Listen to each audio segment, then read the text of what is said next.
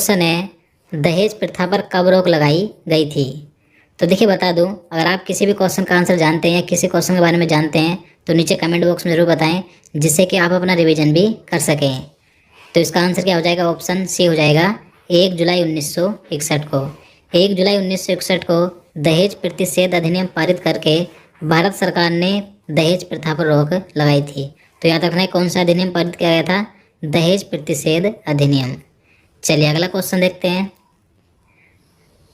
मौलिक अधिकार संविधान के किस भाग में है?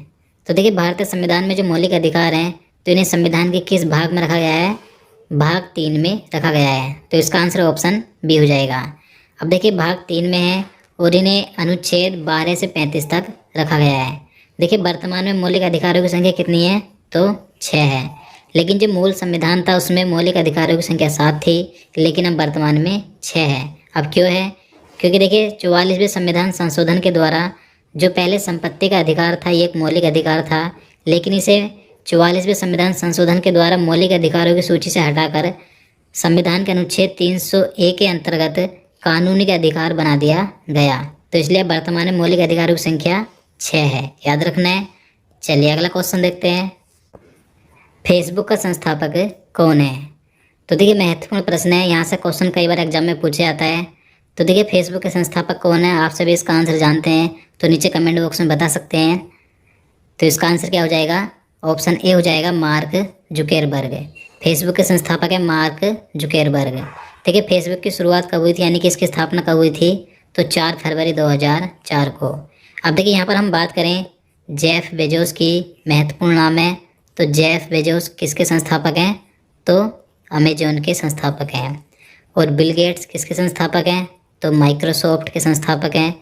और बात करें यहाँ पर सर्गेई ब्रिन और लेरी पेज की, तो ये गूगल के संस्थापक हैं। तो यहाँ से क्वेश्चन कई बार पूछा जाता है, इन सभी के बारे में आपको याद रखना है। चलिए अगला क्वेश्चन देखते हैं। क्वेश्चन नंबर 4 है, बरगद का वैज्ञानिक नाम क्या है? तो देखिए जो बरगद का पेड़ है इसका वैज्ञानिक नाम क्या है? तो इसका आंसर ऑप्शन ए हो जाएगा फाइकस बेनगेलेंसिस, इसका वैज्ञानिक नाम है। अगला क्वेश्चन है, कुचिपुड़ी नृत्य किस राज्य का है? तो देखिए कुचिपुड़ी किस राज्य का नृत्य है?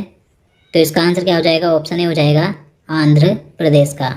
और देखिए अगर आप जो सभी महत्वपूर्ण नृत्य हैं जो सभी राज्यों के हैं, अगर आप उनका एक अलग से वीडियो चाहते हैं तो आप नीचे कमेंट बॉक्स में ज़रूर बताएं। चलिए आगे देखते हैं। भारत का पहला उपग्रह कब लॉन्च किया गया था? तो देखिए मोस्ट इम्पोर्टेंट क्वेश्चन है, भारत का पहला उपग्रह कब लॉन्च किया गया था? तो इसका आंसर ऑप्शन सी हो जाएगा 19 अप्रैल 1975 को। अब देखिए इसका नाम क्या था? यहाँ से क्वेश्चन पूछ लिया जाता है कि भारत का जो पहला उपग्रह था उसका नाम क्या था? तो उसका नाम था आर्यभट्ट।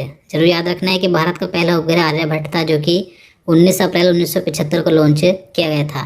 अब देखिए इसका निर्माण किसके द्वारा किया गया था? तो भारतीय अंतरिक्ष अनुसंधान यानी कि इसरो के द्वारा इसका निर्माण किया गया था।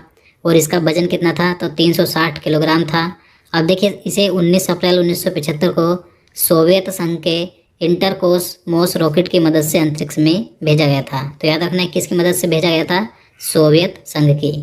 चलिए अगला क्वेश्चन देखते हैं।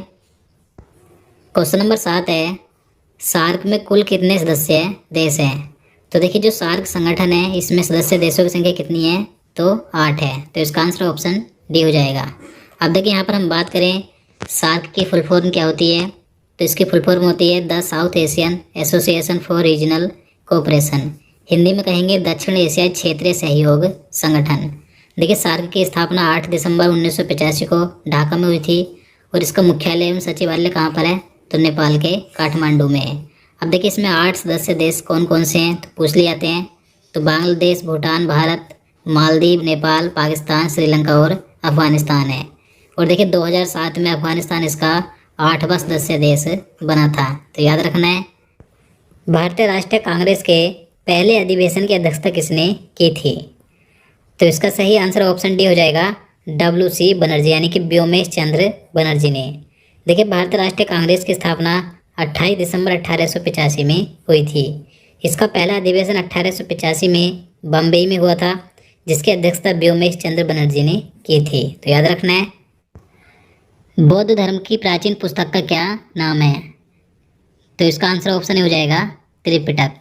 तो देखिए आपसे भी जानते हैं, त्रिपिटक बौद्ध धर्म का एक प्रमुख ग्रंथ है जिसे पाली भाषा में लिखा गया है और विभिन्न भाषाओं में अनुवादित भी किया गया।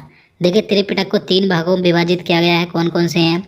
तो विनय पिटक, अभिधम्म पिटक और सुत्त पिटक, याद रखना है। चलिए अगला क्वेश्चन है, बारदोली आंदोलन से कौन संबंधित है? तो देखिए जो बारदोली आंदोलन था यानी कि बारदोली सत्याग्रह था, तो ये किससे संबंधित था? तो इसका आंसर ऑप्शन भी हो जाएगा सरदार वल्लभ भाई पटेल जी से। देखिए जो बारदोली आंदोलन था यह 1928 में गुजरात में हुआ एक किसान आंदोलन था जिसका नेतृत्व सरदार वल्लभ भाई पटेल जी ने किया था। देखिए यह आंदोलन लगान में अचानक वृद्धि के खिलाफ किया गया था, यानी कि अंग्रेजों ने जो सरकार थी उस समय की, तो अंग्रेजों ने किसानों के लगान में वृद्धि कर दी थी, तो इसलिए यह आंदोलन किया गया था। देखिए इस सत्याग्रह आंदोलन के सफल होने के बाद वहाँ की जो महिलाएं थी उन्होंने वल्लभ भाई पटेल जी को सरदार की उपाधि दी थी, तो याद रखना है। चलिए नेक्स्ट क्वेश्चन देखते हैं। क्वेश्चन नंबर 11 है, भारत का पहला न्यूक्लियर रिएक्टर कौन सा है? तो इसका आंसर क्या हो जाएगा? ऑप्शन सी हो जाएगा अप्सरा। अप्सरा भारत का पहला न्यूक्लियर रिएक्टर है। देखिए इसे अगस्त 1956 में भाभा परमाणु अनुसंधान केंद्र में ट्राम्बे परिसर में स्थापित किया गया था, तो याद रखना है। चलिए अगला क्वेश्चन है, भगवान महावीर के बचपन का क्या नाम था? तो इसका आंसर ऑप्शन ए हो जाएगा वर्धमान। देखिए जो भगवान महावीर थे इनके बचपन का नाम महावीर था और ये जैन धर्म के 24वें और अंतिम तीर्थकर थे, तो याद रखना है। चलिए अगला क्वेश्चन है, निम्न में से कौन सा राष्ट्रीय उद्यान जम्मू कश्मीर में स्थित है? तो इसका आंसर क्या हो जाएगा? ऑप्शन ए हो जाएगा दाचीगाम नेशनल पार्क, ये जम्मू कश्मीर में स्थित है। इसके अलावा जम्मू कश्मीर में कौन कौन सी नेशनल पार्क है? तो दाचीगाम तो हो गया, किश्तवाड़ नेशनल पार्क और सलीम अली नेशनल पार्क, याद रखना है। और देखिए यहाँ पर हम बात करें काजीरंगा नेशनल पार्क और मानस नेशनल पार्क की, तो ये दोनों ही नेशनल पार्क असम राज्य में स्थित है, कई बार पूछे जाते हैं। और जो नामदफा नेशनल पार्क है ये कहाँ पर है? तो ये अरुणाचल प्रदेश में स्थित है। चलिए अगला क्वेश्चन है, दास वंश यानी गुलाम वंश की स्थापना किसने की थी? तो देखिए जो गुलाम वंश था जिसे कि दास वंश भी कहा जाता है, तो इसकी स्थापना किसने की थी? तो कुतुबुद्दीन ऐबक ने की थी, तो इसका आंसर ऑप्शन सी हो जाएगा। देखिए गुलाम वंश की स्थापना 1206 ईस्वी में की गई थी। इसका प्रथम शासक कुतुबुद्दीन ऐबक था और गुलाम वंश 1206 से 1290 ईस्वी तक चला था, तो याद रखना है। चलिए अगला क्वेश्चन देखते हैं, जीएसटी प्रत्यक्ष कर है या अप्रत्यक्ष कर? तो देखिए बताना है कि जो जीएसटी है यह किस प्रकार का कर है, अप्रत्यक्ष है या प्रत्यक्ष? तो इसका आंसर क्या हो जाएगा? ऑप्शन बी हो जाएगा अप्रत्यक्ष कर। जीएसटी एक अप्रत्यक्ष कर है। देखिए जीएसटी की फुल फॉर्म क्या होती है? Goods and service tax. देखिए जीएसटी को भारत में कब लागू किया गया था? तो ये भी पूछ लिया जाता है।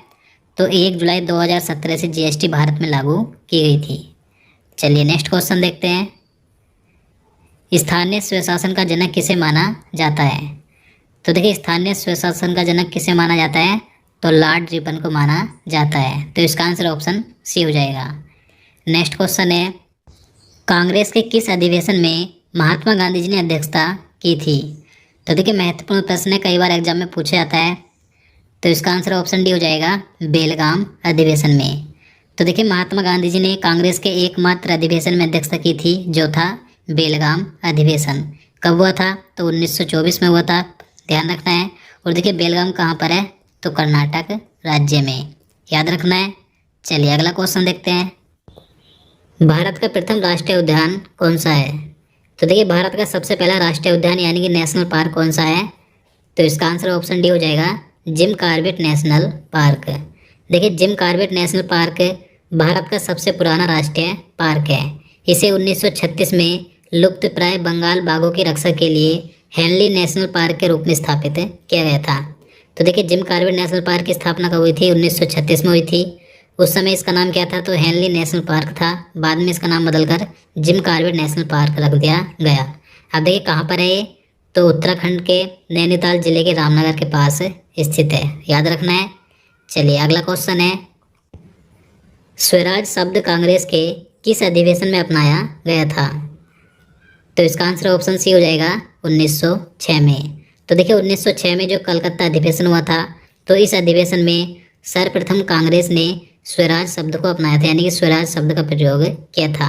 अब देखिए इस स्वराज शब्द का प्रयोग किसने किया था, तो दादा भाई नौरोजी ने किया था, जिन्होंने इसी अधिवेशन की अध्यक्षता की थी। तो याद रखना है। चलिए अगला क्वेश्चन है, चंद्रमा पर मनुष्य भेजने वाला पहला देश कौन सा है। तो देखिए सबसे पहले चंद्रमा पर मनुष्य किस देश ने भेजा था, तो संयुक्त राज्य अमेरिका ने भेजा था। तो इसका आंसर ऑप्शन ए हो जाएगा। अब देखिए कौन व्यक्ति थे जो चंद्रमा पर सबसे पहले गए थे, तो उनका नाम है नील आर्मस्ट्रांग। देखिए नील आर्मस्ट्रांग एक अमेरिकी खगोल यात्री और चंद्रमा पर कदम रखने वाले पहले व्यक्ति थे। देखिए अपोलो 11 वह अभियान था जिसमें जुलाई 1969 में पहली बार चंद्रमा पर मानव सहित कोई यान उतरा था और आर्मस्ट्रांग इसके कमांडर थे। तो याद रखना है। चलिए आगे देखते हैं, गदर पार्टी का मुख्यालय कहाँ पर है। तो देखिए गदर पार्टी का मुख्यालय कहाँ पर है, तो इसका आंसर ऑप्शन बी हो जाएगा, सैन फ्रांसिस्को अमेरिका में। देखिए बात करें गदर पार्टी की स्थापना की, तो देखिए 1913 में कई नेताओं ने सोहन सिंह भाकना, लाला हरदयाल आदि ने मिलकर गदर पार्टी की स्थापना की थी। नेक्स्ट क्वेश्चन है, प्रोटीन के पाचन में कौन सा एंजाइम सहायक होता है। तो देखिए महत्वपूर्ण प्रश्न है, तो इसका आंसर ऑप्शन सी हो जाएगा, पेप्सिन एंजाइम। अब देखिए यहाँ पर हम बात करें, पेप्सिन एंजाइम तो प्रोटीन का पाचन करता है, यानी कि प्रोटीन के पाचन में सहायक होता है। और जो रेनिन एंजाइम है, इसके द्वारा दूध में पाए जाने वाली केसिन प्रोटीन का पाचन होता है। और जो लाइपेज एंजाइम है, इसके द्वारा वसा का पाचन होता है। तो तीनों के बारे में याद रखना है। चलिए अगला क्वेश्चन देखते हैं, मोती मस्जिद का निर्माण किसने करवाया था। तो देखिए मोती मस्जिद का निर्माण किस मुगल शासक ने करवाया था, तो इसका आंसर ऑप्शन बी हो जाएगा, शाहजहाँ ने। देखिए इसके अलावा शाहजहाँ ने क्या क्या बनवाया था, ताजमहल, जामा मस्जिद, रेशमा बाग, शाहजहाँ बाग और मोती मस्जिद। याद रखना है। चलिए अगला क्वेश्चन है, क्वेश्चन नंबर 24 है, हिंद स्वराज पुस्तक के लेखक कौन है। तो देखिए जो हिंद स्वराज पुस्तक है, इस पुस्तक के लेखक कौन है, तो महात्मा गांधी जी हैं। तो इसका आंसर ऑप्शन डी हो जाएगा। अगला क्वेश्चन है, गांधी सागर बांध किस नदी पर स्थित है। तो देखिए गांधी सागर बांध ये किस नदी पर बना है, तो ये है चंबल नदी पर। तो इसका आंसर ऑप्शन ए हो जाएगा। अब देखिए कहाँ पर है ये, तो ये मध्य प्रदेश राज्य के मंदसौर जिले में स्थित है। तो दोस्तों आज के लिए इतना ही। ये थे आज के 25 महत्वपूर्ण प्रश्न। उम्मीद करता हूँ आपको वीडियो पसंद आया होगा। अगर आपको वीडियो अच्छा लगा, आपके लिए हेल्पफुल हो, तो प्लीज़ वीडियो को लाइक और शेयर करना, साथ ही चैनल को भी सब्सक्राइब कर लेना। और देखिए अगर आप किसी भी टॉपिक पर वीडियो चाहते हैं तो आप नीचे कमेंट बॉक्स में बता सकते हैं। तो चलिए मिलते हैं नेक्स्ट वीडियो में। जय हिंद।